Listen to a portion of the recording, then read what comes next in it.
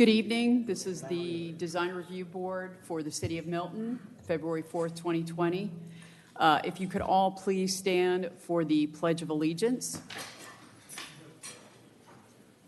Pledge of Allegiance to the flag of the United States of America, to the republic for which it stands, one nation, under God, indivisible, with liberty and justice for all.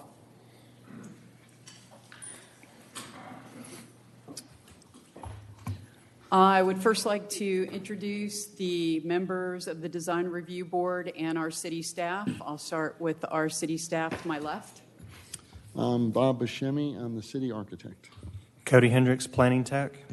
Charlie Roberts, Freemanville Road. Reed Casey, Bethany Road. Tim Bryan, I have a business here in Crabapple. Laura Weissong, I'm in Crooked Creek. Beniquez Palmer, Canterbury on the Lake. Jeff Dufresne, I live on Summit Road. Lee Collins, Westbrook Road. Thank you. I would like to first approve our agenda for the evening. Are there any modifications to the agenda? Yes, Chair. Item 6D, V20-04, 640 Doris Road. They formally are going to withdraw their application without prejudice. Just want to make that a note in the record. Okay, thank you. So if I could get one of our board members to make a motion.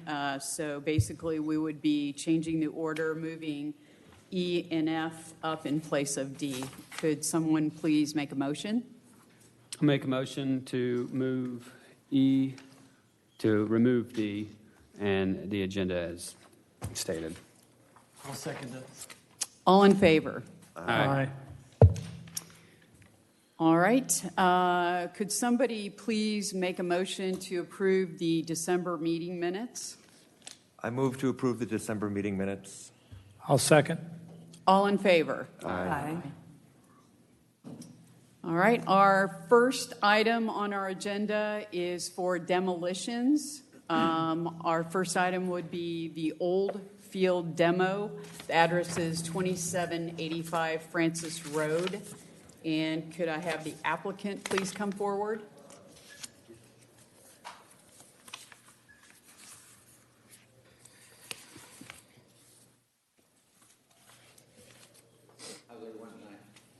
Good, thank you. Just state your name and address for the record. State your name and address for the Jeremy record. Rittenhouse, Paces Ferry Builders. All right, thank you. We've acquired the LDP permit for this process when we got with Cody and give us information. I guess all members are provided with the pictures for the 360. Basically, I went over with my city inspector, Josh, and I already started on the approved plans for erosion control. And we sat there and checked our buffers. We kind of just wanted to get the go ahead on the demolition on that property.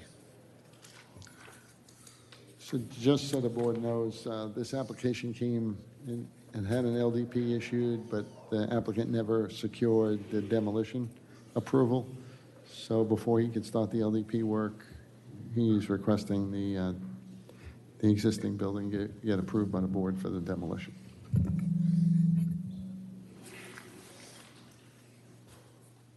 So the building's already been demolished, is that? No. Oh, okay, no, all right.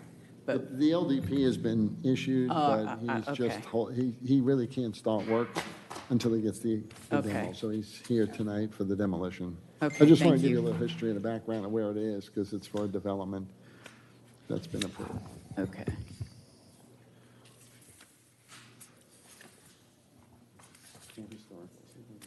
And just so the board knows, this structure does not have any historical significance. I'll open the discussion if it's okay with the chairman. I've reviewed this, and I don't have any issues with it. I think it's appropriate, and that's my only discussion. I'm familiar with the building. I agree 100%. I'm okay with it as well. And what is going on this particular location? I haven't got a permanent plan for that. I'm with the land development, but it's homes ranging from the upper fives to sevens. Okay, great, thank you. Any other additional questions, comments from the board? All right, let's take a vote. Could please somebody make a motion? Sorry, Madam Chair, just any public comment. Oh, yeah, I'm sorry. Are there any comments from the public on this particular item? All right. If somebody can make a motion. I'll make a motion for the demolition for 2785 Francis Road. I second. All in favor? Aye. Aye. Thank you.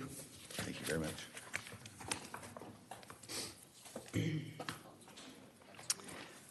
Our next demolition item is 15270 Hopewell Road.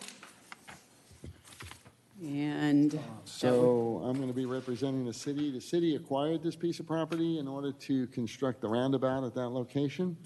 The way the roundabout was designed, it takes most of that property, rendering it useless. So the city's requesting a demolition of the existing dwelling in order to construct that roundabout. And there's no significant historical significance to the property. And I've looked at this one, it's falling apart. There's nothing to save there at all. it's pretty bad. Any additional questions for the applicant from the board? Any comments from the public? All right. Would somebody please like to make a motion? I'll make a motion to demo Thompson Road and Hopewell Road, demo 15270 Hopewell Road. I'll second. All in favor? Aye. Aye.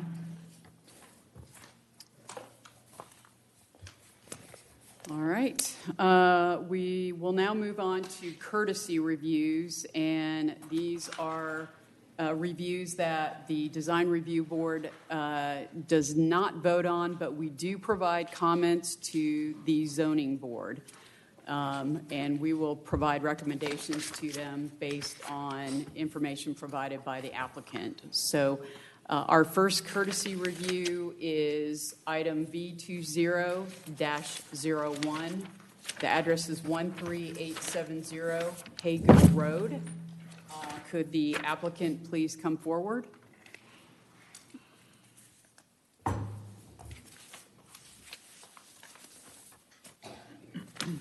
Jonathan Gray.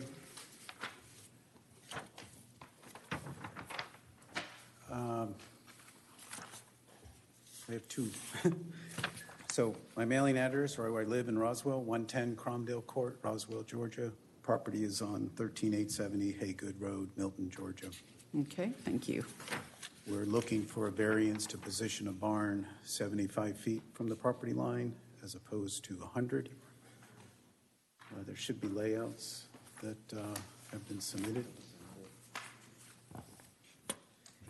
Madam Chair, we're going to put it up on the video just so that if the public's at home and wants to see it, we Yeah, have some that'd be pictures, great. we can put it up.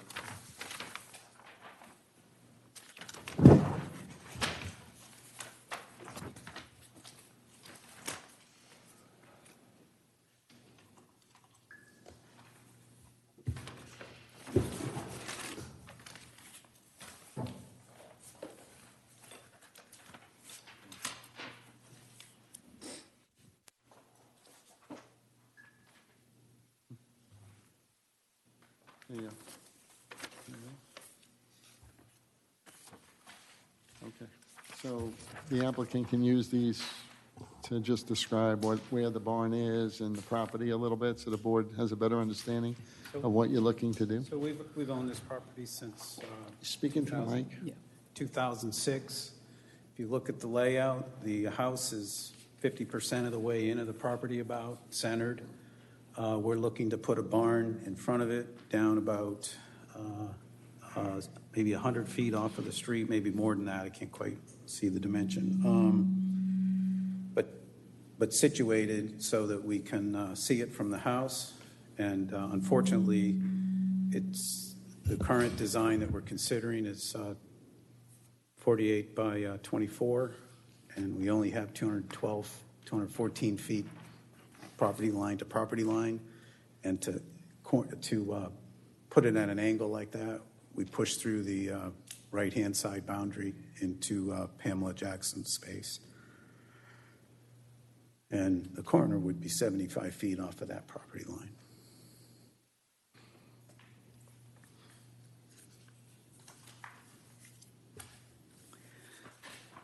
Bob, do you have any comments on this? No. Cody, do you want to just review what the code requires as the setback and where this is? Maybe you could just put your pen on where he is, just to show the board where it is. And I will tell the board that if the variance does get approved, any structure located in this district would be subject to architectural review by the city architect. So we'd ensure that at least it has compliance with the look and feel of a barn in the city of Milton. So can you just... So for any structures that are going to house livestock, it has to be 100 feet from all property lines. So as it says here, on the south property line, you can see he's already 100 feet back. On the east facing Haygood Road, he's 100 feet back. And the variance he's asking is on the northern property line. So you can see he said he is going to be 75 feet from that northern property line instead of the 100 feet. So if there's any kind of questions regarding what the code says regarding to that, that's what the variance is being requested for. Okay, and that's because the applicant is looking to position it on an angle? Correct. So if he was to straighten it out, would he have enough room? Still be stuck? Still need about a 10-foot variance. So 10-foot his variance. total frontage is 214.69 feet. So if you take away 200 feet, you're working with 14 feet. The barn's about 24 feet. Yes. So 10 feet. I have a question. The end facing Haygood, is that one of these pictures? Is that the end of the building? So that's a representative view of what we will try to put in place. And so the end facing the street very likely would have a window. So this where do I point? So that window there conceivably would, so this the way this is shown in this picture, this opening section, the overhang that's open would be facing uphill towards the house and then towards the Rutherford's property. And the street side view is something that could incorporate a window or a door or something like that. All right, so my comment would be, I clearly see a hardship here. Can't build much of a barn in 14 feet. And I think you've got it sited nicely. And I understand why you don't want to push it closer to the house. So I would be supportive of this request if the end facing Haygood only had a window in it and the city architect reviewed that architecture and approved it at that time. So only that would be fine. So the opening would not be there then? No, not on that end. On the end where people drove by, it would be a solid wall with windows and architecture that the city architect can decide. But then as you drove by, it would look like a barn. You wouldn't have that opening and anything stacked on the porch and any use you were using it, or someone in the future wouldn't be showing up on the main road. So certainly we can consider that. That's not a hardship to build it that way. What's your thought, Bob, on that? I'm writing it down. I'm okay with that. Bob, they don't need a variance to have a substructure in front of the main house? No, it's a, you can do it.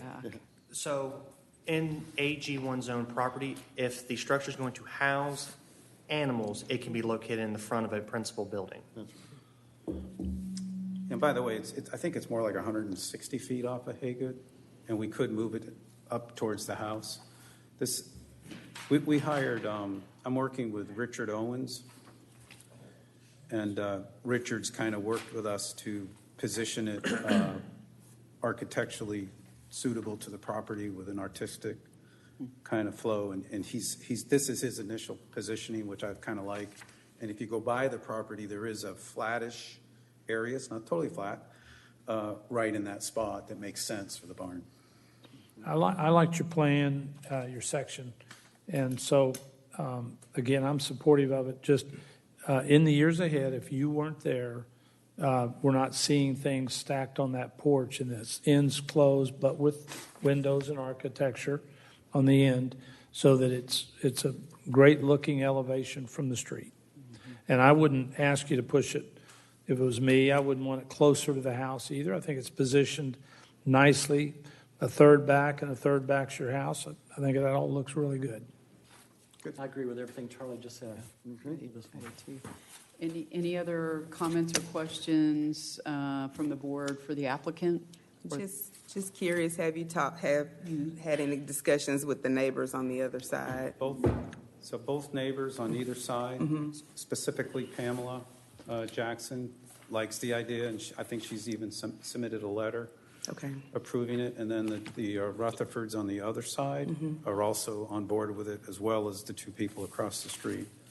So I think we're kind of win-win. Okay. Just make sure you have those letters with you when you go to the BZA.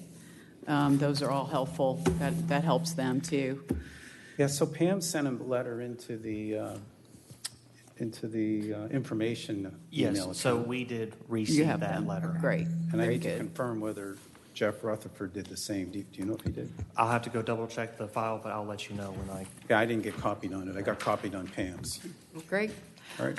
I think we are all in agreement, and I think with the changes that Charlie mentioned, I would agree with that. I think we're all in agreement on those, so yes. So we don't vote, so we wish you luck on that, but we're going to say we recommend. So when does the architectural review need to occur? So the 18th is when it gets maybe approved? For the zoning, yes. And is that when I should have a layout, a barn design in front of you for consideration? Before you go to the BZA, if you'd like to come in and sit with staff, we'll review the architecture and get that all worked out before you go to the BZA. It does help when you go to the BZA saying that I've worked out all these issues between design review board's comments. Staff has worked with us to get these issues applied, what the board's recommending, and then we can show that more of a final so that they see exactly what it looks like.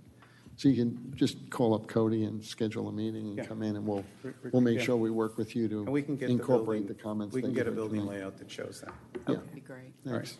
Thank you. Thank you. Good luck.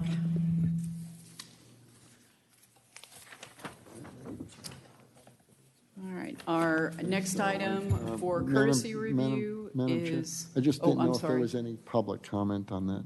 Oh, yes, I apologize. Thank you for keep reminding me. Is there any comments from the public on this particular item? No, thank you.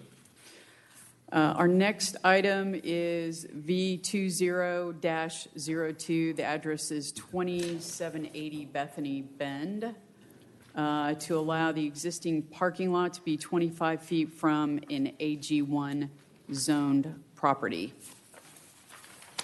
The applicant could come forward. Good evening. My name's Eli Eccles. I'm on the board at Morningstar Chapel at 2780 Bethany Bend, Milton, Georgia, 30004. Thanks for hearing us tonight. We're here really just to, the way I put it in our cover letter was to just regularize the situation on the ground, to bring it up to code by means of a variance, so that the plat that we would like to file to as part of a transaction with our neighbor can be accepted by the city. As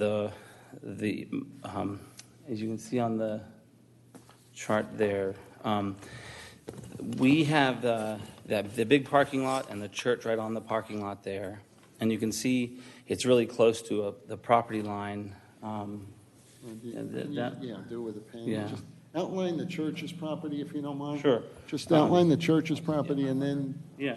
the adjoining. And you guys can all property. see what's on the screens? Yeah? Okay, all right, great. So the funny shape here is the property line right now of the church, this irregular shape. And this part here I'm referring to like as a finger. Yeah, so So the ideally- church does not own the single-story residence? Right. Okay. But historically, it might be useful to know that once upon a time, it was owned by a member of our church. And so when the parking lot was built, we knew that the owner was a member of the church. And so it made it very easy for the parking lot to be so close and things like that. That was never a problem when it was all first built. But that congregant passed away a few years ago. And now that lot has been sold to Mr. Eric Mondi. So the plat that's on the screen now shows what we hope to do, which is to sell that finger of land to Mr. Mondi. So it's not here anymore. Now it's all part of Mr. Mondi's property.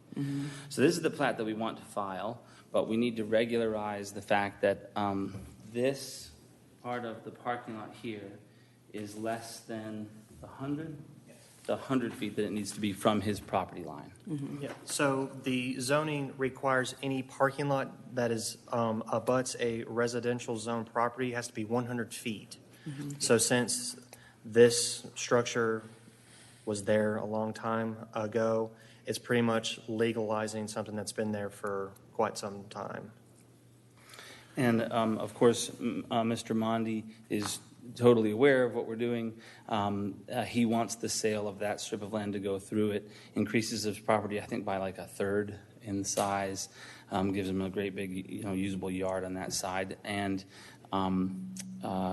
that's what triggered the need to this. Is when he prepared and filed that plat as part of the sale. So if we get the variance, what will happen is just we'll be able to complete that sale and then carry on the way we have been for over 20 years. So I have one question. Yes. The one-story brick and the parking lot, detention, and the house are all there today? Yes. Everything on the plat is existing? Yes. And your neighbor is buying your piece, so he obviously supports this? Yes. Okay, so I think this makes all the sense in the world. I would give my support. Let's see what everybody else has to say. I think this is a pretty simple issue that just needs to get cleaned up so you can move ahead with selling your property, and he can buy his property. Yes. I would agree with that. Yeah, I would agree with that as well. Yeah, I think we're all on board. I'll just say we support. Yeah. Are there any comments from the public on this particular item? Don't believe so. So we you very much. appreciate you, and good luck at the BZA. Thank you very much. Appreciate it. Have a good evening. Thank you. All right, next item is B20-03145 Doris Road, to allow a guest house to exceed the maximum of 1,500 heated square feet. And let's see, to allow a guest house to be located in the front yard.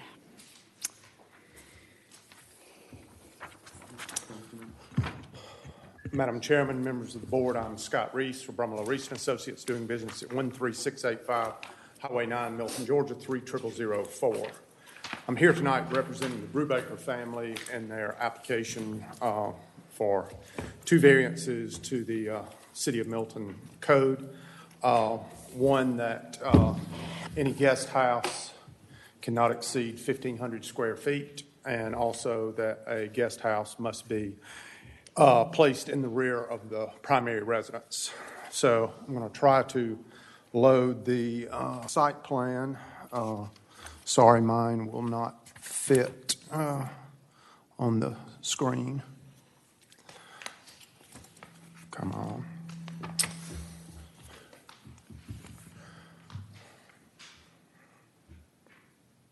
There you go. So, as you hopefully you're seeing what I'm seeing. So the Brubakers have 29.68 acres.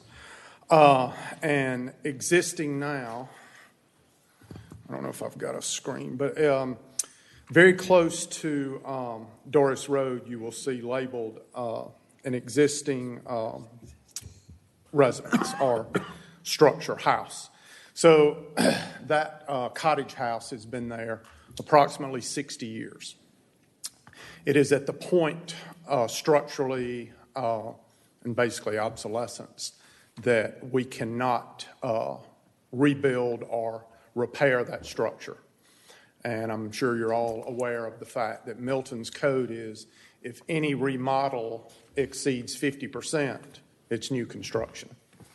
So it was going to be way more than a 50% remodel.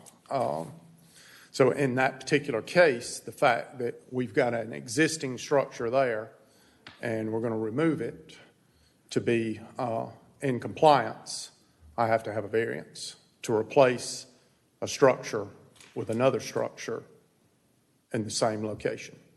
But that's the code, and that's why we're here. Brett Brubaker, the Brubaker family, they're at a point age-wise where they need another family member there to keep up the 30 acres. It's probably 85, 90% open land, horse farm, and the existing family members that are there are not capable of keeping the property up. So they need the brother to move in to help. And, you know, it's one of the few times I get to preserve a large lot in the city of Milton, and this allows this 30 acres to stay. So to expand upon, you know, ordinances, you'll see the location of the primary residence and the NRCS lake in the back.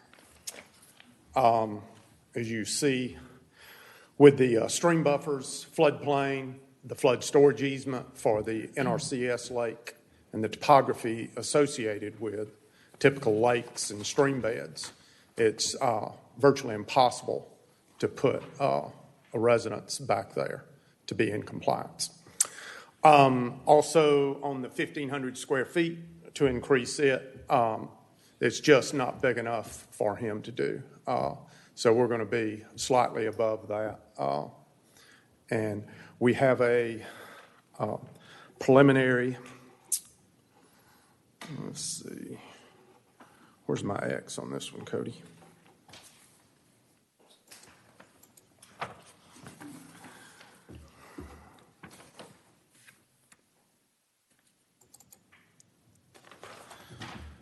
Okay, so this is the existing cottage house that's there, and we're going to be replacing it with a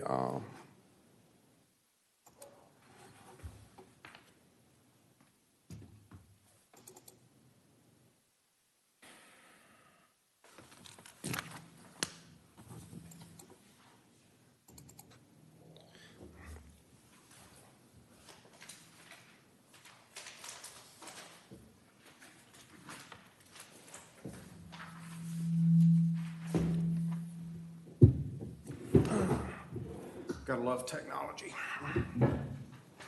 So this is the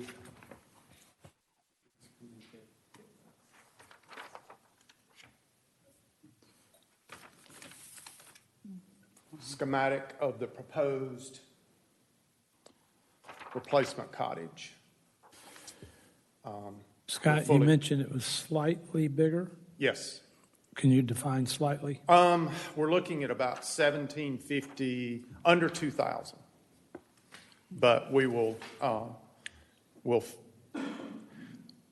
have to customize. This is a stock plan that we'll have to customize, and it will be, but it will be less than 2,000. Does that include the porches, or is that just? That's the city calculates heated floor area. Because they're keeping the existing garage. So that's a little better idea of what we're proposing. And, you know, we will have to customize, and we'll have to meet with Bob to get along there. Scott, just so the board knows, what's the approximate square footage of what's there now? I think it's, did I put that on there? I think it was 15. I thought it was on here. 1,500? It's right at 1,500. Okay. I apologize. This is not the only project I have at any one time. So, but it's the 1,500 that's in the presentation is the code is 1,500 is the max. Yeah, the existing one is. That's the 1,500 number. Bob, isn't that the maximum guest house? The maximum guest house is I'm asking him what's there 1,500. now before he demolishes it. So there is a dwelling there now. I was just, for reference, I wanted the board to know, is it like 700 square feet or No. 1,500 square feet? You know, just to get an idea on the box, on the drawing, how big it would be to put a 1,800 square foot, it wouldn't, you know, what it would look like. It's very close to 1,500 square feet. Just so that they get a relative. Right. Because it's And not I like you're going apologize, I from typically 400 put those square on feet to there, but, 1,500 square feet. But So there's actually two variances that are being requested. One is to construct it in the front yard, and then the second one would be to exceed the 1,500 square 1,500. And when he goes to BZA, I'm sure they're going to want to approve it per site plan. So you have to tell them, Yeah. yes, this is what the footprint would look like. So, but that's where we're at. We're trying to let the Brubaker family continue to live there on their approximately 30 acres, get a family member in to help them care for it, and not force them to sell and subdivide the property. So, in able to do that, I need to replace the existing structure in the same location and have an increase in the square footage up to 2,000 square feet. And just so the board knows, accessory buildings like a garage or some sort of They a are going, structure, all the, except the old barns, everything else is going to stay. This thing, Yes. So all we're doing is replacing the building. the residence or cottage house, guest house. So if you've got any questions, I will try to answer those. If I've missed anything, let me know. I mean, I actually don't have an issue with this myself. I mean, I think, you know, the design of what's going to go on there, there's a house there. It's not significantly bigger than what's there, and this property's been there. This is aesthetically going to be an improvement anyway. Exactly, and it's, I mean, this is a property that's been around for a long time, so. And we've So spoke maybe- with the neighbors, and no one's had a problem. So maybe in our comments to BZA, we say we're okay with it as long as it doesn't exceed 2,000 square feet, including any garages or the footprint won't exceed 2,000 feet. And it is going to be a one-story, right? So I just want everybody to be aware, the variance is for heated square feet. Right. It's not overall square feet, it's for heated square feet. I just want Right. to make sure everybody's aware of that. Yeah. There's an existing garage there that will be incorporated into the I think plan. it's sort of breezeway or something. Yeah, there'll be a breezeway to connect to the, there's not one there now, but there will be. they want one. They need one for access in bad weather as they age. That makes perfect sense to me. Yeah. Okay, well, thank you. We will pass that along to BZA. Yeah, and any other questions, comments? Any comments from the public on this particular item? Thank you, Scott. Thank you.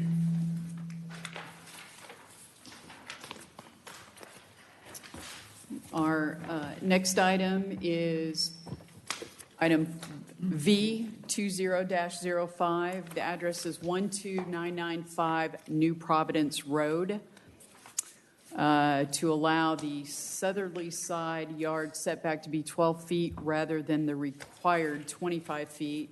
Also to allow the minimum setback for housing animals in a fully enclosed structure to be 70 feet from the property line rather than the required 100 feet. Would the applicant come forward?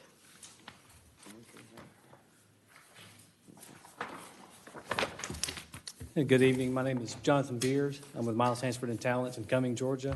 I'm here on behalf of the applicant this evening. The address for Miles Hansford and Talents, 202 Triple Gap Road, Suite 200. So the purpose of this application, in short, Cody, yeah. Document? Okay. So in 1999, the subject property received 3 variances from Fulton County, 2 of which are relevant to this application. So in short, the 100-foot requirement for the north and south portions of the property were reduced to 73 feet instead of the required 100. And for the variance number 3, the side yard setback for the southern portion of the property was reduced from 25 feet to 13 feet.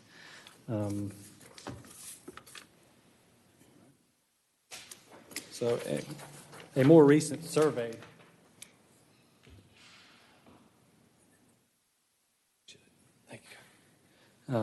shows that the two structures in which the variance was sought in 1999 were actually off by a small portion. The small building to the south of the property is approximately 12 and a half feet instead of the 13 feet. And this structure has been there since the 1970s. So as technology advances, surveys become more accurate. So it was shown that from a 2017 survey that that 13-foot side yard setback was not being met. So the reason for the request for the first variance request to have that reduced to 12 feet is just to make that compliant with the 1999 variance that was approved. Additionally, the second variance request is also to make the building compliant. The small structure, which is located right here, it was approved to be 73 feet from the southern property boundary, as well as the northern property boundary. It meets the setback requirement for the northern portion of the property. It's at 74 feet, so it meets that. But because of the location of that, the setback regarding the southern boundary of the property is actually 70 feet. So it's off by about 3 feet. And that structure's been there since the 90s as well. So I don't know if this was a surveying error in the 90s or technology just becoming more advanced and more precise. But these structures have been there. We're not proposing any new structures. This is just to bring the existing structures in compliance.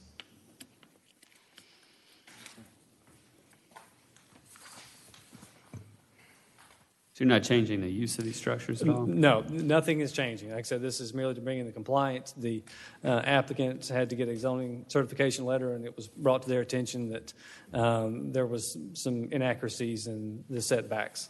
So we wanted to bring that into compliance. So the applicant's here getting a variance just to basically legalize what's on site. There's no proposed changes or additions or anything. But in order to get the zoning letter, he needs to legalize what was built. Obviously, what was built, there was a previous variance, and what was built is slightly off from what the variance was. It was 13 feet, and you can see it was actually built at 12'6", that kind of thing. Appropriate to me.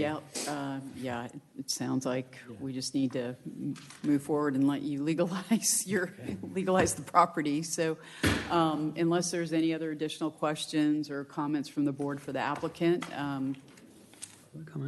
any public comment on this particular case? No. Okay. Good luck. We are supporting you. So Thank you so much for your time. Have a good evening. thank you. We appreciate it. Okay, our final courtesy review item is U20-01 and VC20-01. The address is 12900 Arnold Mill Road. The request is a use permit to construct a 23,000 square foot activity center on the existing church property for a total of 28,088 square feet on 6.61 acres, to request a 4-part concurrent variance. The first one's to delete the 75-foot undisturbed buffer and 10-foot improvement setback along the west property line. The second item is to allow parking in the front of the building. The third is to reduce the required parking, and 4 is to reduce the use area structure setback from 100 feet to 25 feet from any adjoining residential district or AG1 used for single-family dwellings. Good evening. My name is Reggie Elkins. I'm the architect for the church. 4621 Villa Chase Drive, Marietta, Georgia, 30068. I may have Joe Chiton, who works with me, come up to hold a couple of boards, if I can use boards tonight. And Gene Jernigan is with the church. Okay. When we started this project, one of the things that the church, there were two things that they asked me as their architect to make sure that we do. And that was with the history of Milton and with the church there on the corner of Arnold Mill Road and Cox Road, they wanted to keep the historical character of the farming and horse barn with the design that we came up with. The site disappeared. Get you oriented. Come a little closer here. This is Arnold Mill, Cox Road. This is the little white church that's there now. And we worked with the staff through several meetings on where to place the activity center. And the activity center is not only supposed to be used for the church, but also for community use as well, for weddings, funerals, those types of things. But after several meetings, the decision was to place the activities building in this location. And the reason for that is this is the high point of the site, slopes in this direction to a low point here, and then it goes back up pretty steeply on this side. This is a 36-inch oak that's kind of right in the center. Big thing from the church, do not touch our 36-inch oak. So we wanted to try to make that part of the design with the activity center. So we located the activity center here with a visual of the large oak tree, and also with the land sloping this way from Arnold Mill, it looks as though it's one story. So you enter at the second grade level from this side. As it slopes down, you've got a basement level here that's open, and both sides then slope up. So from this side, you got a two-story level. Just real quick, you got the other.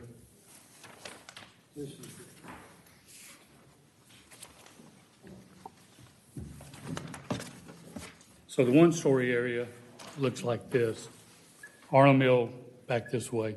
And the goal of the church is to have kind of an indoor-outdoor area at this level. And again, the colors and that kind of thing are not selected. It's just for the rendering. But again, they wanted it to kind of have the barn visual effect, if you will. And then this is down at the parking level with a two-story on the west side. Where's the site plan?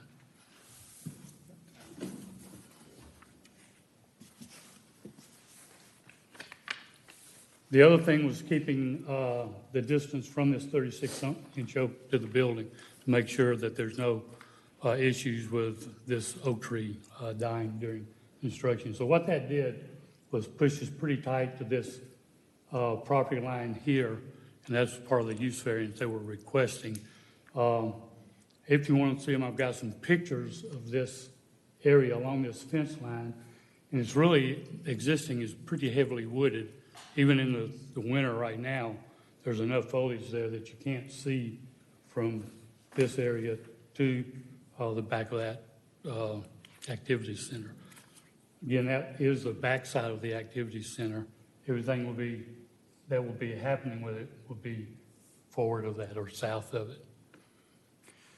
Reggie, just so the board knows a little bit of the history, just explain. It is the little church that's on Arnold Mill Road, the white church. Can you just show them the original property, and then that the church over the years has acquired additional property? Yeah. This property here is actually 1 acre when they first bought the church. And their goal was over the years to build something like the activity center. So they've acquired property up through 2018. They acquired a piece like here that was a couple of acres. Then they acquired this triangular piece, which is, you remember, Gene, that's about an acre and a half. 0.5. 0.5, yeah. And then this piece here they bought, there's an existing house there now that will be demolished. And this is all heavily wooded presently. So all that, they went from 1 acre over the years to the 6.6 acres. And Reggie, just so the board knows, can you just describe where Arnold Mill Road is, and then Cox Road, and then what's the neighboring uses? Okay, yeah, this is Arnold Mill, Cox Road, residential across Cox Road. There is a residential property here, and he's supporting the project.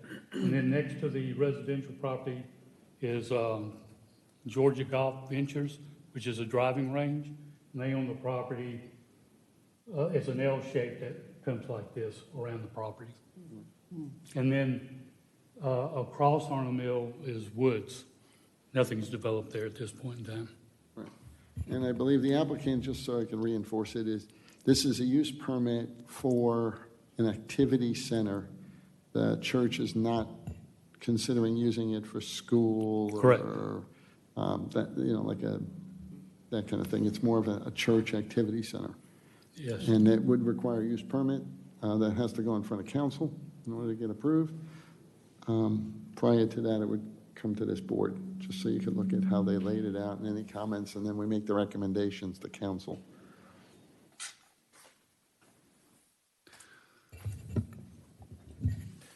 I'd like to know if there's any opposition in the audience to this. Okay. This does get approved. I'd certainly like to see what colors at the design, and obviously want to. Yeah, so if the use permit gets approved, he's just showing a quick rendering to kind of, because we always encourage when they coming in for a use permit like this to kind of show council what the intent is, what this thing is going to look like, and to make sure that we kind of work out some of the planning and layout and the height and the grade, so that this way when they go in front of council that they usually approve it to a site plan, and that we want to ensure that they don't have to come back and say, oh, wait, we can't build it the way it is. So Reggie's the architect on the project, and he did come in and said, let's work on it. So we did some schematics just to see how it would look. But the building, needless to say, the building, when it gets, if it gets approved for the use permit, would still have to come back in front of this board for approval. Okay, yeah. I just have two questions, 2 and 3 on the variance. 1 is to allow parking in front of the building, and 3 is to reduce the required parking. So you're asking for parking in front, but are you talking about the quantity of parking spaces is reduced by code? Yes. Okay. And what's the reasoning behind that one? Yeah, that was actually recommended by the staff, because one of the first schemes we had was a parking lot, getting rid of all these trees and everything here and putting a lot of parking. Okay. And they realized that the activities building is, it won't be used every week. There's only 3 or 4 times a year that it could need the kind of required parking that's in the code now. Okay. So their recommendation was to come back and reduce it. They'd rather see less parking because of the use of the building, which is what we're showing here. And in addition to that, they've also got an agreement with the academy across the street if there is overflow parking. But the front, because of it being on the angle, the existing church has the front, which is grandfathered in. But again, with the site, the topo the way it is and the location, we've got to have parking in front of it, and that's the purpose of the request. How much are we reducing the parking on that? 222 is what's required, and 144 is what's requested. Bob, will we see I think the front window's a little out of scale. I'm really complimenting you that you're doing a barn-like look, and it moves me that if it's surrounded by a golf facility and a commercial facility. But I'd like to see a little more architecture work done here. This is a pretty giant blank wall on one side. I like the high windows, very barn-like. But the big square windows may be a little big and out of proportion, I think. I'm dangerous. I'm not licensed, and I'm a developer. Okay. So you got to watch me. So if a little more architecture on that big blank wall, some windows or something down through there, and a little work on that front big window. Yeah. Are you talking about these windows here? Yes, that one, and then the side where there's no. Well, the reason there's no windows there is that's where the restrooms are. Maybe we could get some Bob's the creative one, some shutters or something Yeah. to break up that mass, because it's a False big windows. building. It's going to be a very big building sitting there. I support it, but I'd like to just put some architecture on that wall. And with that, I would be one of 7 that said, I support it. I think it's cool about the church is really a very attractive, historic little building sitting there. And I think it was wise to reduce the parking. So everything that has been said, I agree with. Just a little more architecture there. We're going to be looking at it for 50 years at least. And that one big blank wall needs some help, and maybe also some barn-like somethings on this wall, and play this down a little bit and add a little bit more to the front. And then somebody else brought it up. I really would like to see if it's approved, the paint colors and the look. The paint's going to change it a whole lot in the trim colors. Yeah, I don't think this wasn't your final way. Oh, no. This was We really haven't. just a rough mass. Yeah. That was just It was just my to guess. show give us an idea. an idea where Yeah. we're going, Yeah. and we would start to develop the architecture. We'll probably bring it back in for courtesy, when it does, and then a final. Yeah. So you have a double chance to look at it. So that's all my Is that all right, thoughts. Richard? I'd support it, and let's see what everybody else wants to do. So, any additional comments from the board or questions? Yeah, I think it's a good project. Any other comments from the public? Okay. Well, we're all in support, so thank you.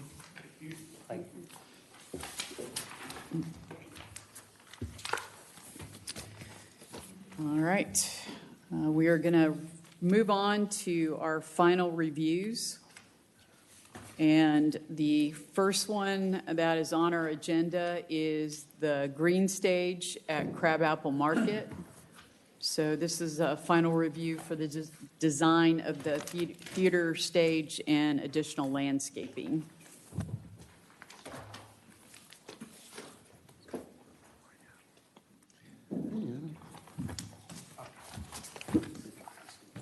PC.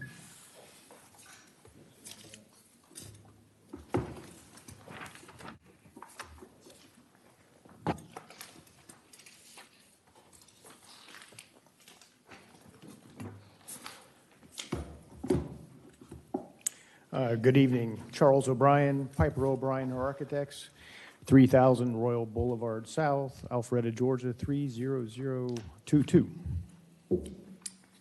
Good evening. Adam Orkin, 760 Fox Hollow Run, Milton, 30004. Take it away, Chuck. So good evening. We're presenting a project tonight that will permanently add a performance venue onto the green. The addition of the stage will continue to activate the heart of Crabapple. We went through several site configurations.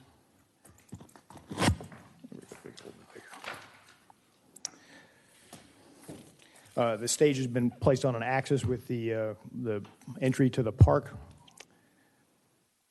It provides maximum viewing angles for the audience.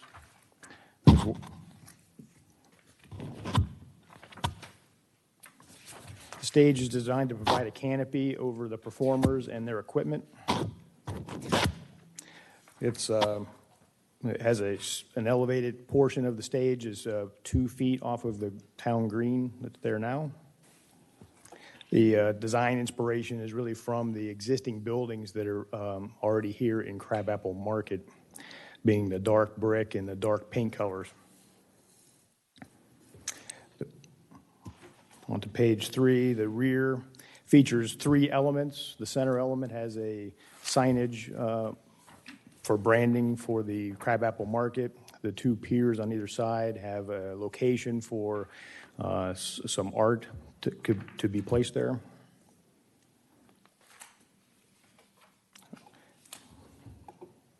On to page 4, we've got another view from Heritage Walk, what that could look like.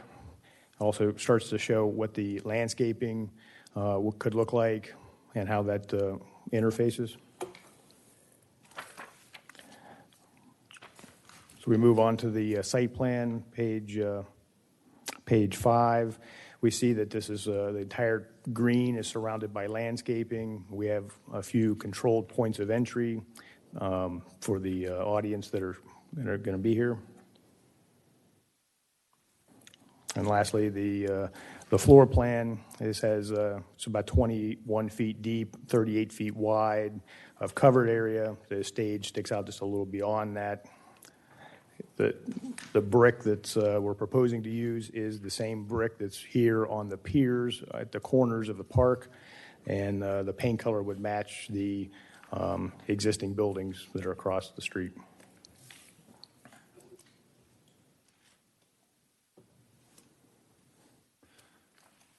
I think it's fantastic, and we're lucky you're doing it. And it does, what was your term? It activates. Activates? Mm-hmm.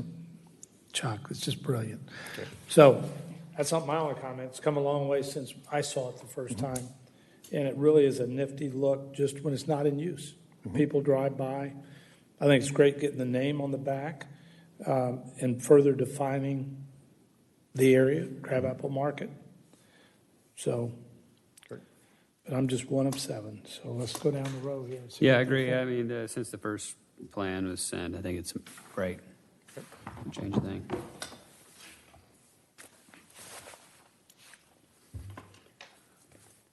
I'd make a motion to approve as submitted if there's no more discussion.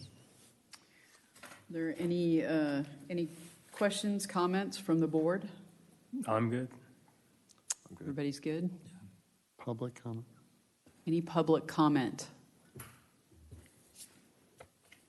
I don't think so.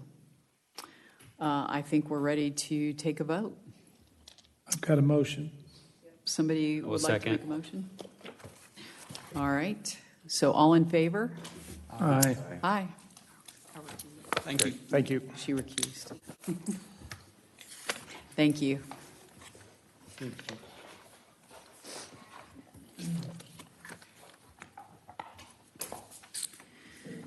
All right. Our second item for final review is I'm giving you this one. Matilda's bathroom, 850 Hickory Flat Road. So final review on that item. So if the applicants could come forward. Charlie, you're on the record right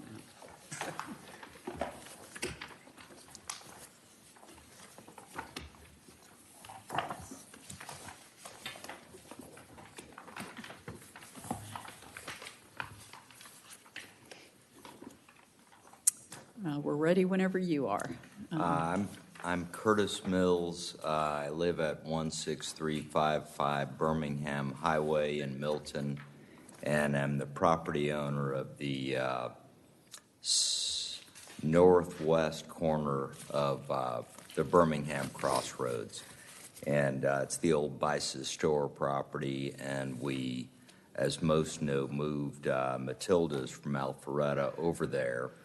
And always had intended to put in bathrooms. We've had porta potties, and there's no such thing as a good porta potty. So it was a matter of time. We had it designed into a plan that was presented in June. for some extra parking, and we're ready to execute on that. This is Mary Jane Potter, the proprietor, and she can speak to this. But essentially, it's a very simple structure. It's going to have bathrooms on one side, storage in the middle, and the other side. It's a barn. That's not an accident. And it will also be either not visible at all from the road. It's approximately 400 feet from Hickory Flat down a decline. So it's probably not even visible. If it was, it would probably look like, an asset. So with that, I'll let Mary Jane talk about the structure. Do you have pictures? We do.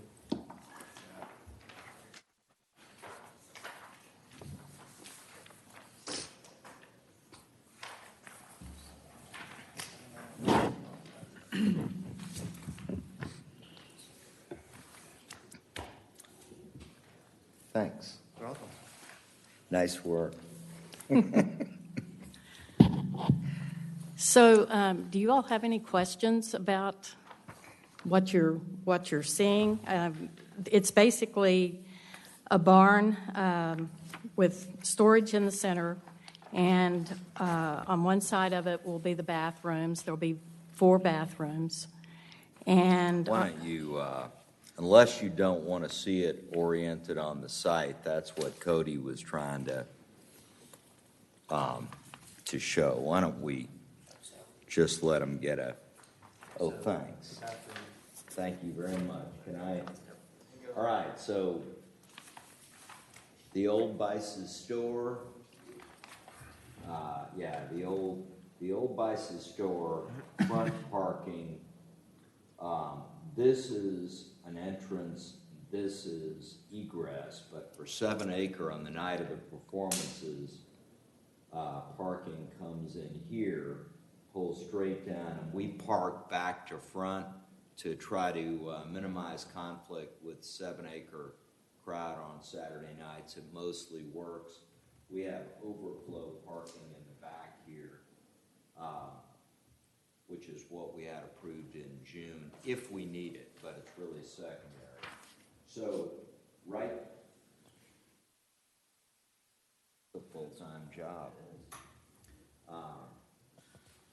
So the hen house, the hen house is right here, and the little porch in front is the stage, kind of like the Crabapple Market stage, only more redneck than that. And you can see where the crowd is in front. So we wanted to put the bathroom close enough. Can you see that? Yeah. Mm-hmm. Close enough that it was easily accessible, handicap accessible, but not so close that anyone standing in line was standing right in front of a big crowd of people, et cetera, and we think we've done that here. And with that, unless there are any questions about location, but you can see it's and there are trees, by the way, they're not on here, but there are numerous trees between the structure and Hickory Flat Road out here, so it's pretty well tucked into the woods. And if anyone knows the McCurry property next door, there are half a dozen old barnish type structures there. This is going to match pretty closely with that, and in fact the McCurrys have looked at this, like the idea. So it's going to sort of look like a integrated compound, which is what we had in mind. Can I ask a question? Bob, roof color and the color of the building, has that been discussed? Pictures in here. Yeah, Is this the color scheme you intend from the pictures? It's what we're going with right now. Okay. Well, what would that be? Is this a green roof? Yeah, that's a green roof and pine siding. Okay, so on the barn. Green roof, metal roof, Metal. and the pine is just kind of a clear Right, stain just or natural. natural pine. Okay, thank you. You've got some space, open space under the overhang rafters. What do you intend to use with that open space? That may be where we'll take tickets when people are checking in. Oh, yeah. Is that what you're talking about? Yeah, yeah. This is flipped, and we should say for context, Right. if it's not clear, the open side, one side will have the bathrooms, the other side will be open. That will face south or Hickory Flat. And the thought was, right now there's a tent and a table where they sell tickets and so on. It's situated perfectly for that. And then usually the musicians want to sell merchandise. And rather than a separate tent structure, which they have been using, we thought it might also go underneath that overhang. So the open overhang part faces Hickory Flat. You see it as you come in. And the closed side is the bathrooms facing north toward the hen house. The performance structure would be on the other side. I have one more question. One picture looks like a roll-up garage door, and then the black and white looks like a barn door. It'll have a barn door. Yeah, no roll-up. No roll-up door, no. So we would be voting on this drawing Right. here Mhm. with a green raised metal roof and board and batten with a clear stain or a Right. tan color. Just so the board knows, when the applicant came in, I think it was over the summer, they got their zoning approved. On the site plan, they indicated to the council where they were going to place a future bathroom because they knew they wanted to do a bathroom in the future but just weren't ready at the time. So the site plan does show that approved area and the square footage and all is in the conditions, and they've met those conditions.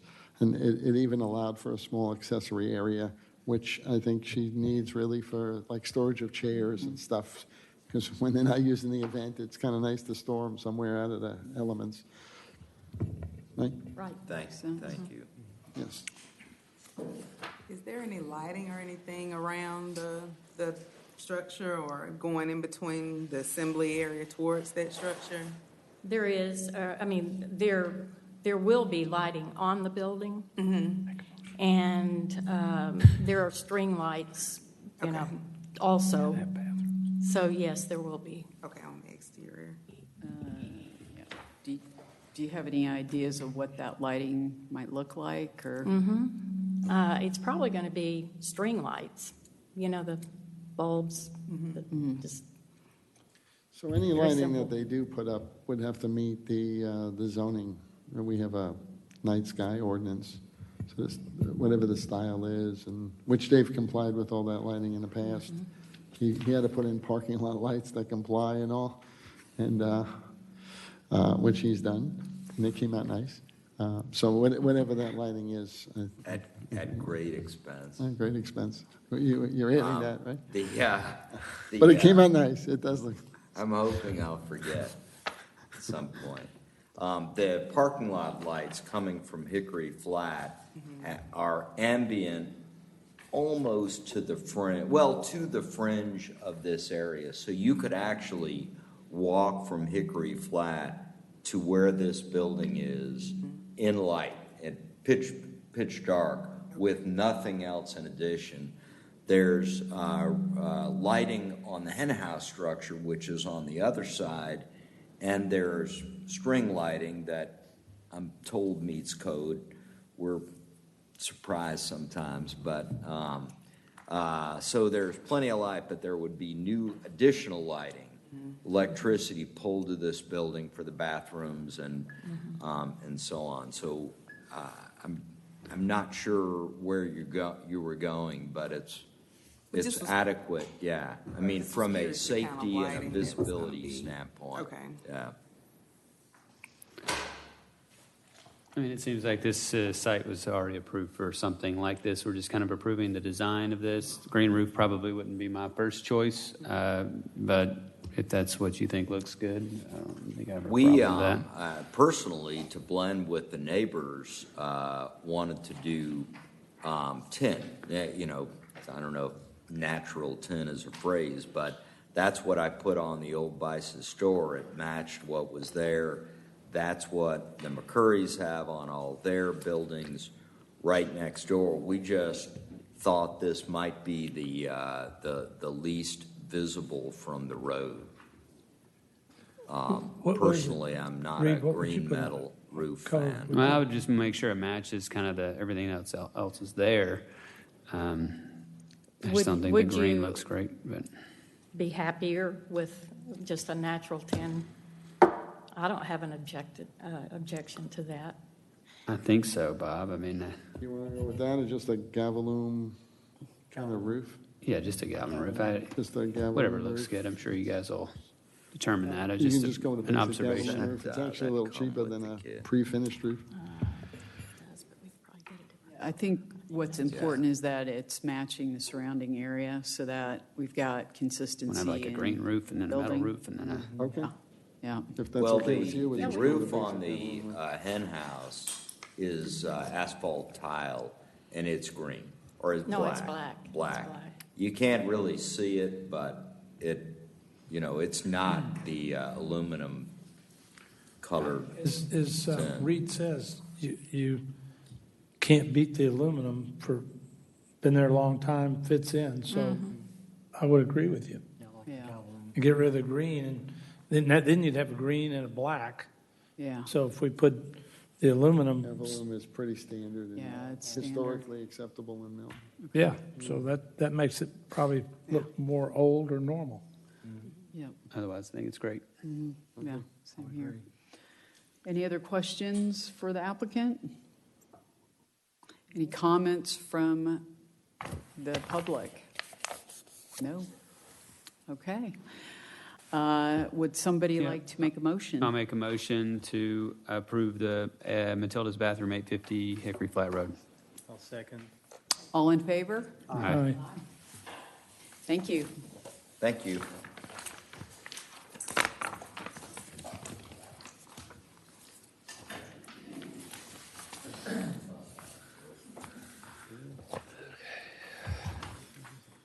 Okay.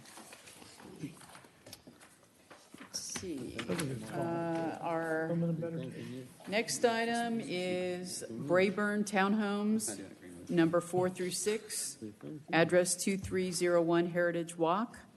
Final review for townhomes 4 through 6. So I believe that would be Rob Beecham. Good evening, everyone. Back again to present to you the next building, another block of 3 for our Brayburn project, which is just right across the street. Indeed. Sorry, Rob, just state your name and address again. Oh, Rob Beecham, 500 Mill Creek Road, Woodstock, Georgia, 30188. Thank you. And Bob, did you have Cody, you have an extra copy? Yeah, I'm gonna put them on the screen for you. That's even better. Yeah, we're gonna throw them up, and then you could put a pen to them if you want to show it or something. It's gonna be the document camera. Oh. So you could just take Gotcha. a pen and point to it. I should have brought this. I could have put it on a flash drive. You're right.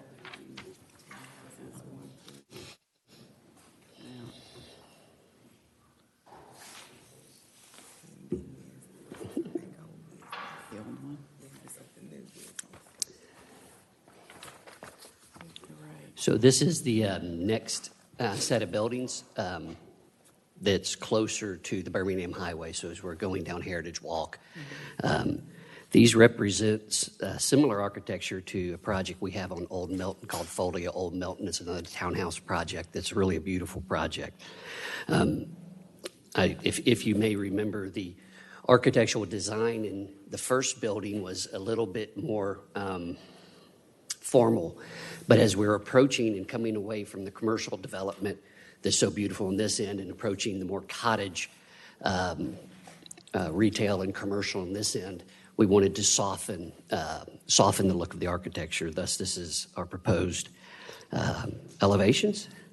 Okay, you flip to the next one, Cody. That's the location.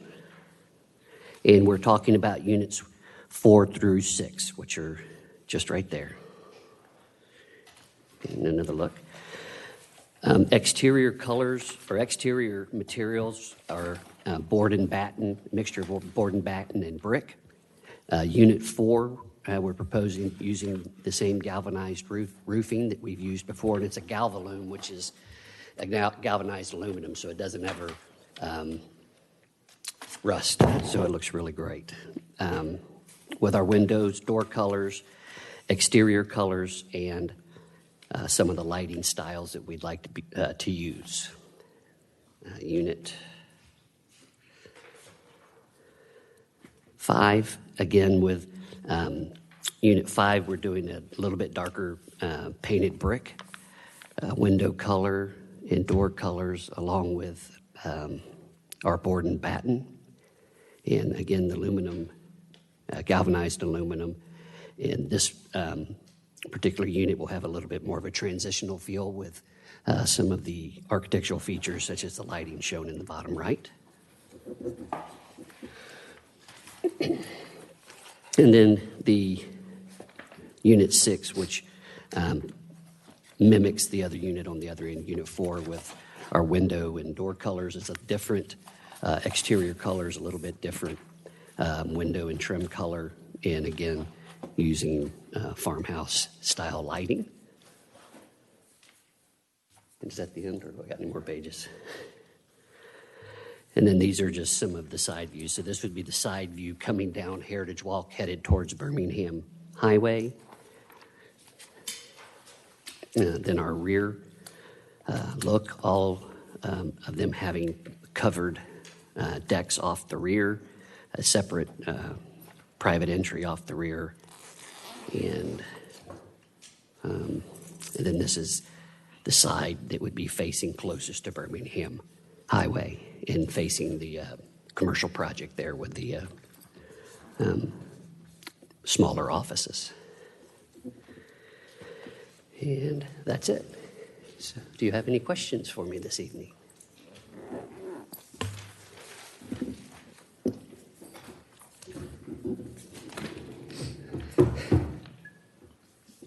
I'm sorry, I'm a little bit Any down tonight. I questions? woke up, I had to be in my office really early this morning, and I'm tired. So I'm going to lean here for a minute. I think it looks great. Yeah, they're really going to be beautiful. I love the color schemes. I think Yeah. it's really a very interesting look. Yeah. If you have a chance, you could look at you could go on our website. It's called, website for that community is foliooldmilton.com, and there's a lot of great pictures, but it's a lot of the same architecture. The beams that you see, the brackets, they're all solid. I mean, some of the homes over there, we've got 18 by 18 solid pine posts on the front. I mean, we had to use we own our own lull, but I mean, you've got to lift them up. So none of it is faux looking stuff. It's all solid and it's really high quality stuff. So I think it's going to be I think it's a great transition as we come down, come down this direction. I noticed on some of the other building I think we're looking at tonight has some living spaces on the end caps. Like, I guess you call them end cap. The end units. End units have living spaces on that outside of them. Have sides. to have the porches on the side? Yeah, did this just not have enough room to do that? This looks like a smaller pad. Yeah, we're on tighter on the property lines. So like on the Birmingham Highway side, I'd be overhanging the sidewalk and some things like that. Yeah. These lots were a lot tighter. They were a lot The other tighter. lot, because it was pie-shaped, we tried to expand it a little bit and utilize that space. Yeah, we had a lot of extra property. The units themselves aren't significantly smaller, but the sidelines on the property, we had a lot of space on 1 through 3 to spread out, and we just don't have it on these, which is why we went to the back on that one. Yeah, I don't know if you may not be able to do anything about it. Right across the street where that John Whelan townhouse is, that faces kind of the parking lot that's always in question there, the white building. Did you just see this flat side of it right when you come down? And I think that was a mistake. Whoever, I wish that almost looked like the front of the building, or at least had some sort of wraparound porch or something. So Ours is pulled back. Yeah, you're maybe a little It's bit setting pulled. You're not behind sitting when right you're on the coming road down. like that. It's the building, the little buildings in the front we're kind of set behind it a little Yeah, bit. you probably sit back a little bit. But I'm more than willing, we could put shutters on that side, Bob, to, if that's a concern, I don't mind doing a couple. You may not even see it when you zoom Yeah. past that area because nobody takes a left there. Very few And people. that one's, and it's going to be sitting, it doesn't show there, but it's like 5 feet below grade on this end. So you're only seeing 2.5 stories as you're coming around. Yeah, they may already have a lot There's going already a lot. on. My office looks right at that. Oh. I'll be looking right at Yes. whatever's going to be there. Yeah. Interesting. Yeah. I love it. Both sides. That can get like really good. It looks Doesn't great. need anything Thank you. more. Yeah. I think we've been through enough. Yeah. Thank you. Yeah, I'm ready to go home. Oh, I just want to tell the board, we honestly, a lot of these applicants, Orkin and Associates and Rob Beach, they come in multiple times. We're working with staff. I've seen them literally on my calendar almost every day. These folks really come in every single day saying, Bob, what do you think it is? They're really putting a lot of time and energy into trying to format and create a great downtown. I truly believe that their heart and souls are in this. They're not just developers that are coming in and developing guys and, saying, hey, we're going to develop this and get out of Dodge, so to speak. They're really here to stay. And everything I talk to them, they say, Bob, we really want to, get a great product and price it correctly and make it part of our downtown. They really work with me on trail plans, and we're working with everybody, but both developers on trying to connect trails and trying to get, like, if you look at this site plan, there's going to be a sidewalk that connects, and then Mr. Orkin's coming and making another sidewalk that's coming over, so that we have all these interconnectivity sidewalks to get you everywhere. So these are things that normally they don't really have to do, but the developers are stepping up saying, Bob, what is it going to take to make this just a great walkable community, to keep human scale, to have events and the public realm and music and arts and festivals. When you see an amphitheater going up, we've envisioned an amphitheater there since the inception of this development of a downtown. And it gets to the point where, we really want to see people using the green and having events, and not just the architecture. The architecture to me is like numero uno, right? Yeah. But once it's built, it's like it really has to be a piece of art where people engage with it, use it, feel the space, start to and I really feel, honestly, this from my heart, that we're at that cusp where we're there.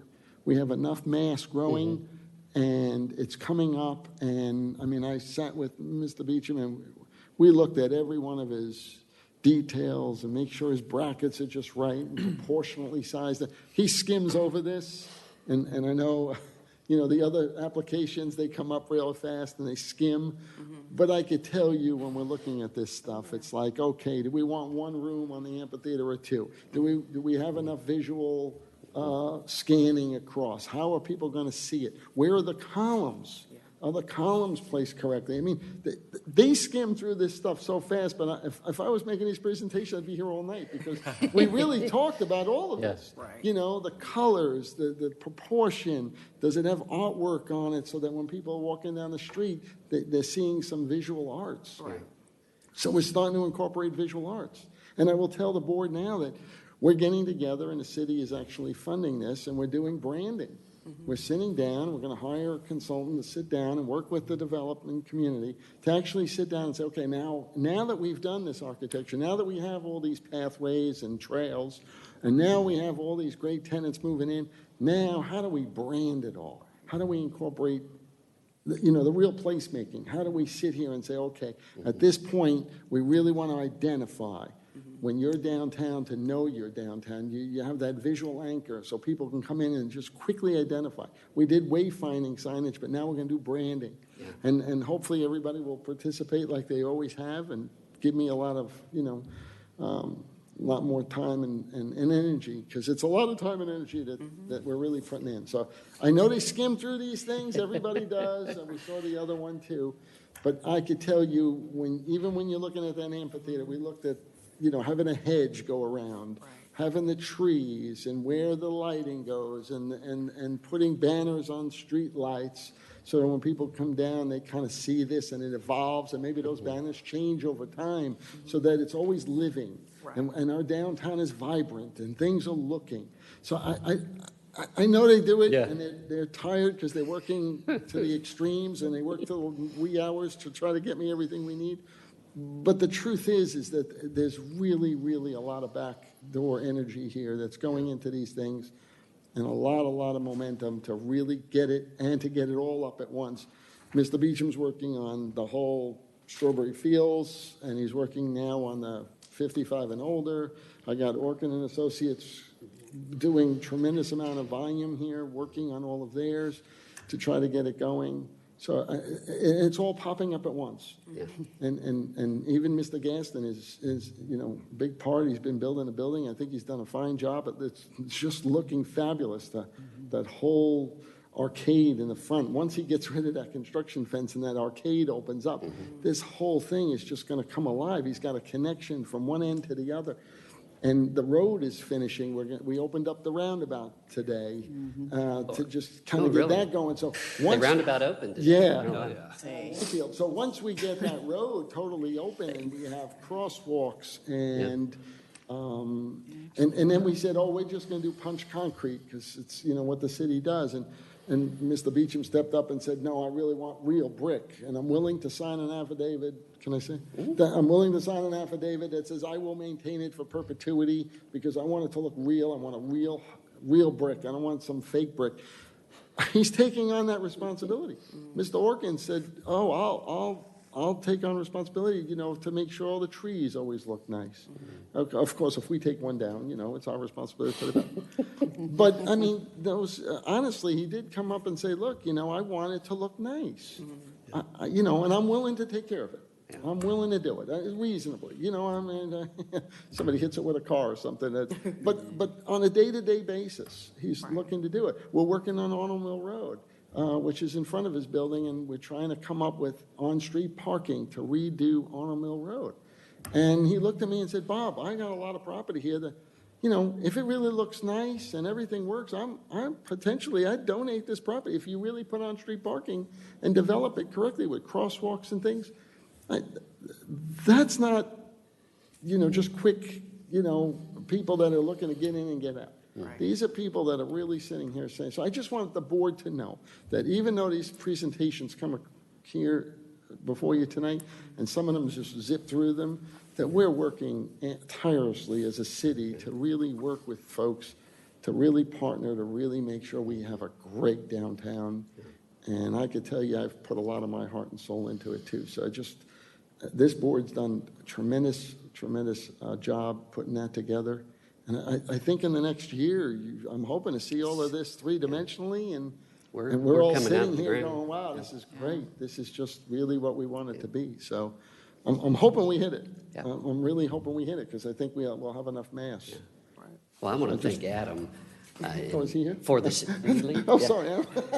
For the city, for most municipalities have to pay with public funds for their amphitheaters and public spaces, and it's just exciting. We feel the same way. That I've been driving through here. We moved up here when I was 6 years old and never dreamed that it would look like this. That we'd pay $650,000 an acre for land in Crabapple, or be building what we're building. But we see it as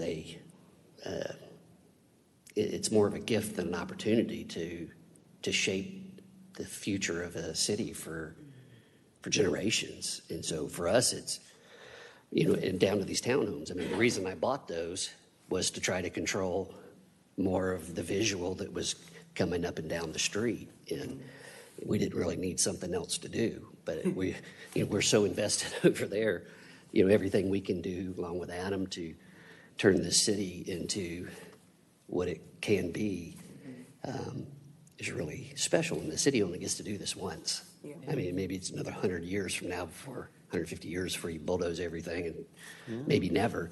But this was going to happen one time, so we see that and understand that that's our responsibility. And we're really excited. We are pouring walls today or tomorrow, and we've got buildings 1 and 2 are be coming out of the ground in the next few weeks. We've got 3 we're fixing to submit. The condos, I mean, our tenants are retail tenants. I think every building is pretty much gone. And I can't tell you everybody that's coming, but it's going to be really fun. Yeah, I mean, It's gonna be really demand exciting. is so great that we have people coming in saying they want to like pre-lease, which usually in this kind of environment, you know, you'd have to build it and then hope you get a tenant coming in. I think the environment is so strong and the demand is so strong because of what we've created that people are saying we understand, we want to jump in early and get into this environment. And we're getting Buckhead-esque prices almost. I mean, when we started planning this and told our real estate agents what we needed per square foot, they rolled their eyes, and we just went up on our pricing because we're running out. So, I mean, people want to be here. It's exciting. It's I mean, really, we have really Taylor exciting. Morrison doing the lake, and they've donated that. The Green, Orkin Associates built the Green, and they're maintaining. So, I mean, and now Taylor Morrison's building the whole lake, and they're looking to enhance it. Bob Beecham is building another park on his development on Strawberry Fields as well, and making a connection, a trail connection, public trail connection to the lake. So I think having everybody kind of working together has been a great success story here. It's not that I'm looking at all of these elements and the development from a master plan perspective individually. There is no individual. Everybody's overlapped. Everybody's working together. Everybody's looking to make an assemblage that really will anchor our downtown. There's a lot that's going on, and I really wanted the board to just kind of know really what we're doing in the downtown and how much we're really working. I mean, Mr. Beecham bought the property next door, this little piece right behind the other building here, and he looked at me and says, "Bob, I have this little piece. I mean, you know, what would the city like to see there? You know, an Uber drop-off station or something fun? I mean, it's not like they're just coming in saying, you know, we want to maximize our potential." You know, Orkin and Associates, he could have built all 3 stories. He had the density, and I said, "Geez, can you lower it as you get closer to residential?" And then he said, "Okay." And I said, "Look, you know, you need some parking." And at first, everybody came out and said, "Well, can the city build a parking structure?" And the city honestly looked into it. We did a report, and it said, "We just can't afford it."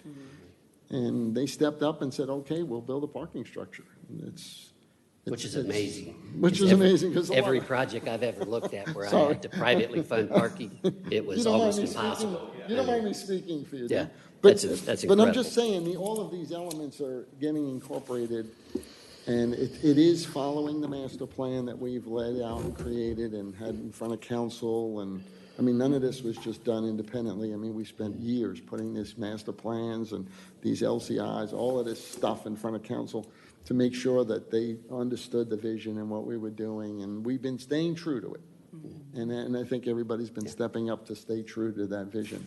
So I think that's nice. The council's always looked at that vision and blessed it. And I think it's kind of a nice credit to think that we've hit that mark and really did what the council wanted us to do when they approved these master plans. I've got one request that you can't grant, but I'm hoping to get some backswell of support is the Charlotte Road Extension. It's called right now the Charlotte Road Extension Project. And we've seen it as an extension of downtown Crabapple, and we'd love to see Heritage Walk go across rather than Charlotte come back. And I think that helps create a space or sense of identity for downtown Crabapple. So we're going to start trying to do what we can, because I don't think it's officially been platted or named. I think you need to get in front of council for Yeah, street names. but I'm hoping that we get people to start talking about it, because I would love to see that identified more with this than that. You know, not that that's bad, but it really ought to be. You know, this is Heritage Walk. You know, this is Heritage Run. I just Heritage wanna Run make or sure whatever we it's don't called. forget to vote. Yes, Yes, we do. Sorry. Somebody needs to make a motion. Did you ask public comment? I already did. You already did. I did. I do Make a remember. motion to approve Brayburn Townhomes 1 through 3, 2301 Heritage Walk. Should 4 through 6, or is it 1 through 3? 4 through 6. Oh, sorry, 4 through 6. Yep. Oh, yeah, 4 through 6. Okay. I'll second that. All right. All in favor? Aye. Aye. Thank you. All right. I think we have just, we need Rob for this. Yeah, well, Yeah. we were gonna. put 1 him through under 3. Old business, maybe, can we just readjust the, can we redo the, Yeah, do old, the so- agenda to move that up? move old business in front of new business? Yes. Can we just have a vote on that quick? Yeah, I need to, okay, so can somebody make a motion to move old business next and new business? So switch 8 and 9, basically. Motion to switch 8 and 9. Move old business to new I'll business. second it. All in favor? Aye. Okay. So our next item will be Brayburn Townhomes 1 through 3. I was going to say, stay up there, sorry. So, well, Rob, just give him a quick history of why. So we needed to review the revised elevations for numbers 1 through 3 on Brayburn. Do you want to give him a quick history of Yeah. just the grades and the ad Yeah, stairs? absolutely. Y'all have seen this project before, and we had early on thought that if you've driven down, you've seen the wall, the short wall. Our intention was to sink the building into the ground, and from the new elevated front yard, we had the less than 6 feet of exposed floor, but then later found out it would be measured from the existing sidewalk, which presented a problem. So we couldn't get the math to work. So the building, which I argued, the argument was we want to minimize the height, or the look of the height, but the regulation actually, in this case, was forcing the building to go higher. So Bob and I talked, and one of the things, we're concerned about, just like everybody here, the streetscape would be that if the building actually was going to feel higher, that maybe a break in the materials and a softening a bit of the architecture would minimize the scale of the project. So it's really the exact same building that we showed you before, but we've basically done 2 floors of brick and then an upper floor with the board and batten, which kind of breaks the material and creates another eye line, and it doesn't look so monolithic. And so it's starting to soften it as you come down from the commercial, then you hit these, and then, our next set is even a little bit softer and a little bit more kind of farmhouse look. So that was what precipitated this, because we had to deal with the amount of exposed first floor from the sidewalk and not from our new front yard level that we created. Did that pretty much cover it, Bob? Or? That pretty much covered it. Because of the grades, when he worked it out, he would have had like a staircase up in the front leading you up to that, what really is shown as the second level, but it would have exceeded 6 feet, and that exceeds what the code requires. So then we worked with it. We couldn't get the building any lower because of the back wouldn't work. He worked it out several times, and The driveway out the back was like this. And so it's just easier to enter into that lower level instead of getting up into the second level. And that's what we're doing. We're entering into the lower level and then having it do it that way. We've seen it before. It looks great. You've solved the problem. I'd make a motion to approve it as you submitted. Thank you. Thank you. I second. All right, all in favor? Aye. Yeah, Hallelujah. thank you. It looks great. Really looks great. We've been going hard. Y'all watch. We're gonna have some announcements. Now, we have some old business, don't we, to do? New business, or we have Business. business left to do? Thank you. All right, guys, thank you. God bless. Have a great evening. Thank you. Don't leave yet. So You got to vote. we have a vote for the 2020 Design Review Board Chair and Vice Chair, and then training opportunities for current and new board members. So for the elections, I would like for somebody else to have the opportunity to be vice chair, and I've already briefly spoken to Jeff about it, and I would like for Jeff to have that opportunity for this year. And I was going to suggest that also. So you and I must have some kind of cosmic Yeah, we had discussion. Just a heartbeat away. Yeah, Just to be clear, that was for vice chair, correct? vice chair. I still like Laura being the chair. Laura's doing perfect Doing a work good job. and keeping us all where we're supposed to So be. you- If she still let wants me to just do make it. sure, Tim, you're going to be okay with shifting seats? Yes, be okay. All right. Be okay. All right, so let's start with the chair. Okay. So, I'd Tim- make a motion that Laura be the chairman for 2020. I second. okay. All in favor? Aye. I abstain. Tim, why don't you make a motion for vice chair? Yes, I make a motion for Jeff to be vice chair. I'd second that. Okay. All in favor? Aye. Aye. That's the person you can ask that. And Jeff gets to move down. We get to play with new friends this year. Right. And training opportunities was the Yes. second item. So we do have a new member. Welcome, Lee. Yes. For any new and current members, if you want to get any type of training, want to touch up on Crabapple Form-Based Code, Deerfield Form-Based Code, we can schedule a meeting before a next scheduled Design Review Board meeting to kind of do a little refresher course. And also, if you saw an email from me regarding the emails, we now gave y'all city emails. If you set it up, I just need you to sign this document and either email it in or just bring it to the next meeting, whichever would be easiest. So then if anybody wanted to get in touch with you, they would do it through the city? Yes, rather So than if there's your- an open records request, they don't ever have to come and ask you for your phone or your documentation? So you're going to pass those out? Wonderful. I already emailed them out, but if you didn't have it, I can give it to you if I you don't know want. that I got that. Anybody need one? Yeah, I'll sign it. Good, I've got it. And also, Lee, if there's a day you want to come into City Hall, we can sit down and kind of get you. Yes, I would love to.